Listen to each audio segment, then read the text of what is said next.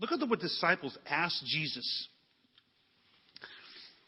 What did they ask him? The first thing they asked him, they knew something was going to happen. And they asked him, Jesus, are you going, is this it? Is this the time? This wasn't that long. It was basically about 50 days, 47 days from when they had entered Jerusalem on Palm Sunday. And they're asking him, are you going to restore the kingdom? Is this it? Are we going to rule with you? They want to know if it's over. They want to know that this eternal struggle over sin, if it's gone, if it's done, if things are going to get better. Will the kingdom of Israel be restored? Will the Roman rule be forever, or is it going to be done today? Will you finally make all things do? Will you make us right? Can't you relate? Haven't you just sat there and said, when things are going tough and you just long to be in the presence of Christ, you're like, why can't you come down now? Why can't you come back? Why can't you take us home now?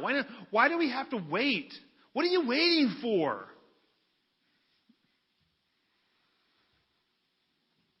What are you waiting for? We look for Jesus to come back and for things to be made right.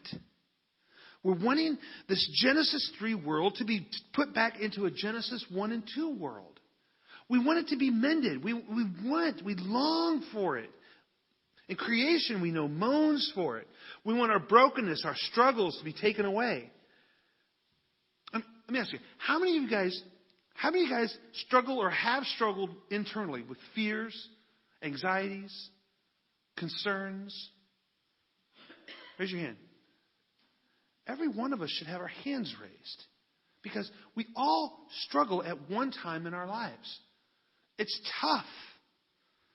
We all struggle to understand ourselves in this broken world that we live in.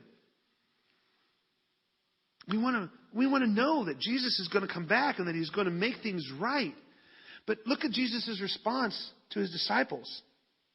And his response would be to us the same. He first gives them a little rebuke. He says, it's not up to you to know. You don't need to know when it's going to happen. Because it's being done by my Father's power and by his decision. You don't need to know it. Don't you hate answers like that? Caleb will ask me, Daddy, why do I have... And if I say, just because. Because I said so. That's why. That's my favorite. I love using it. Because I said so. Makes me feel good. Makes him confused. Because he wants to know why. They've been asking a lot of questions recently. Especially with Easter, he's asking questions like, so, if Jesus is in the grave, where are the other two guys? Meaning the other two thieves. Are they in the grave? Are they still on the cross? Well, no. We don't know, but we assume they've been buried or bodies laid out for the dogs, which happens sometimes. I don't know if he's probably asking right now. He's asking, because we're talking about tithing. So how does the money get to heaven? That's what he's asking me.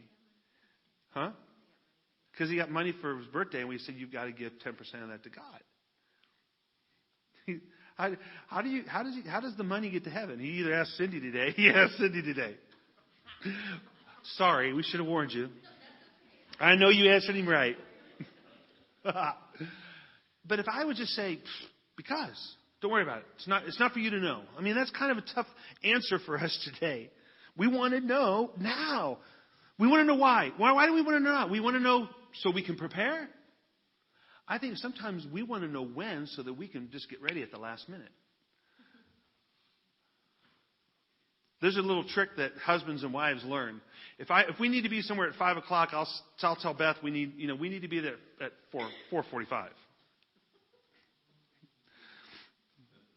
And there's things that she tells me. I know she pads it. She might pad it a little bit, and that's okay because she knows me. She knows me. We want to know so that we can be ready. How much time do I have till that last minute? So I can do everything I can till that last minute. So I think that's sometimes why we want to know.